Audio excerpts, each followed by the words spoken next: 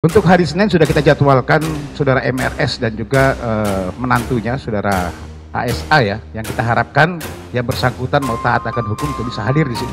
Pengacara saya itu udah nggak bisa jawab, orang nggak pernah ketemu.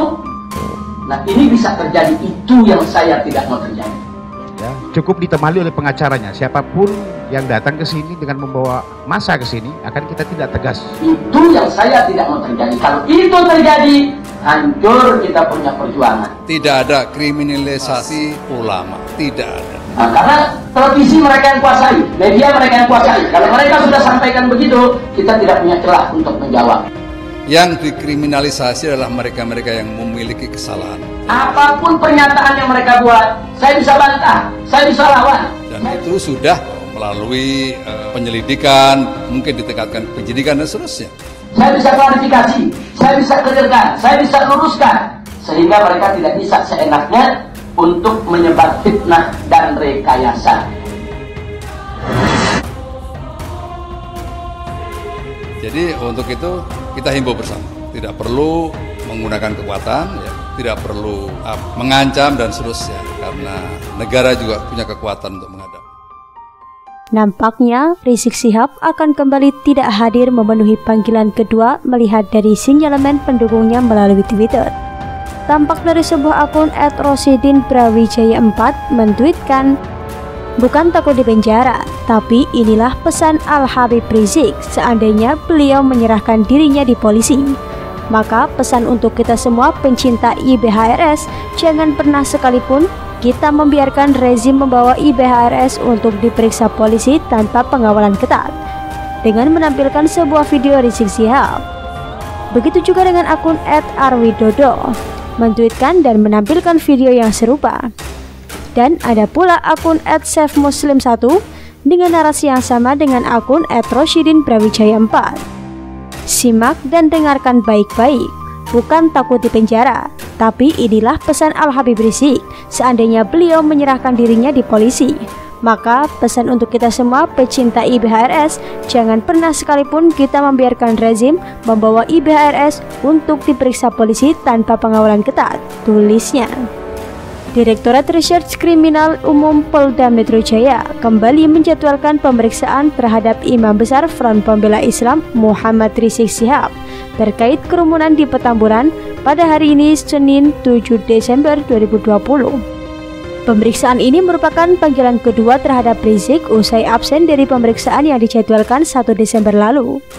Saat itu, Rizik beralasan tengah masa pemulihan usai dirawat di Rumah Sakit Umi Bogor. Penyidik juga menjadwalkan pemeriksaan menantu Rizik, Hanif Alatas. Untuk hari Senin, kita sudah jadwalkan saudara MRS dan menantunya saudara HSA, kata Kepala Bidang Humas Polda Metro Jaya, Kombes Yusri Yunus kepada wartawan pada Minggu 6 Desember 2020. Rizik dan menantunya diagendakan diperiksa pada pukul 10 waktu Indonesia Barat oleh penyidik Subdit Keamanan Negara atau Kemenak Ditreskrimum. Yusri berharap agar Rizik dan menantunya bisa hadir dalam pemeriksaan ini. Pihaknya juga mengimbau agar Rizik tak membawa massa dan hanya didampingi pengacara saat datang ke Polda Metro Jaya. Yusri menegaskan, kepolisian akan menindak tegas dan membubarkan jika ada massa yang mengawal dan menimbulkan kerumunan. Polisi, kata dia, juga tidak akan segan untuk menangkap massa. Intinya kita akan bubarkan dan akan tindak tegas dengan menangkap sesuai aturan jika tetap memaksa membawa massa, tuturnya. Sementara itu, pengacara Rizik belum memastikan apakah pentolan FPI itu akan hadir memenuhi panggilan pemeriksaan atau tidak. Besok kita lihat ya, ucap salah satu pengacara Rizik, Aziz Januar. Penyidik Ditreskrimum Polda Metro Jaya diketahui telah menaikkan status perkara kerumunan massa di acara pernikahan Putri Rizik ke tingkat penyidik. Dalam kasus ini, polisi menemukan ada unsur dugaan tindak pidana yakni Pasal 160 KUHP dan atau Pasal 93 Undang-Undang Nomor 6 Tahun 2018 tentang kekarantinaan kesehatan dan Pasal 216 KUHP. Polisi diketahui sempat diadang sejumlah simpatisan saat mengantarkan surat panggilan kedua di kediaman Rizik pekan lalu. Sebagaimana diketahui, polisi telah memeriksa saksi untuk dimintai klarifikasi, yaitu Gubernur DKI Jakarta Anies Baswedan, Wali Kota Jakarta Pusat Bayu Megantara, Camat Tanah Abang Yasin Pasaribu, Kepala KUA Tanah Abang, Babin Kamtimbas, serta perangkat RT dan RW terkait. Selain itu, polisi juga memanggil Wakil Gubernur DKI Jakarta Ahmad Riza Patria dan Kepala Dinas Pariwisata DKI Jakarta. Berbagai kerumunan yang terjadi baru-baru ini pun mengakibatkan lonjakan kasus COVID-19 baru, terutama di ibu kota. Kapolda Metro Jaya pun meminta para tokoh agama untuk tidak membuat acara keagamaan yang memicu kerumunan. Ajakan ini pun disambut baik oleh Forum Multaqo Ulama se-DKI Jakarta. Setidaknya, sudah lebih dari 15 orang yang diperiksa terkait pelanggaran protokol kesehatan dalam acara Rizik. Kabid Humas Polda Metro Jaya, Kombes Pol Yusri Yunus mengatakan, penyidik telah melakukan gelar perkara guna membuat terang kasus tersebut. Gelar perkara, kalau tidak salah tadi pagi sudah dilakukan dan sudah selesai, ujar Kabid Humas Polda Metro Jaya, Kombes Pol Yusri Yunus kepada wartawan pada Kamis 26 November 2020. Sejak gelar perkara sudah selesai, dari penyelidikan dinaikkan ke tingkat penyidikan. Teknis penyidikan yang kita ketahui untuk membuat terang suatu tindak pidana di sini. Ditemukan adanya tindak pidana sehingga dinaikkan ke tingkat penyidikan. Berdasarkan pada hasil gelar perkara kasus tersebut, kata Yusri, kerumunan tersebut telah memenuhi unsur yang melanggar Undang-Undang Nomor 6 Tahun 2018 tentang kekarantinaan kesehatan. Memang betul, setelah hasil gelar perkara memenuhi unsur-unsur persangkaan pasal Undang-Undang Nomor 6 Tahun 2018 tentang kekarantinaan kesehatan, katanya.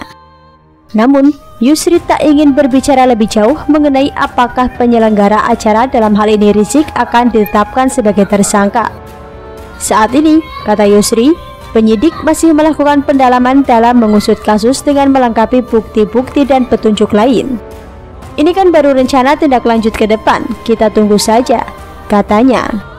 Polisi yang menemukan adanya unsur tindak pidana dari hasil gelar perkara menaikkan kasus pelanggaran protokol kesehatan itu ke tahap penyidikan. Selain di Jakarta, Polda Jawa Barat juga lebih dulu menaikkan status perkara pelanggaran protokol kesehatan dalam kerumunan massa FPI yang terjadi di Megamendung Bogor ke penyidikan.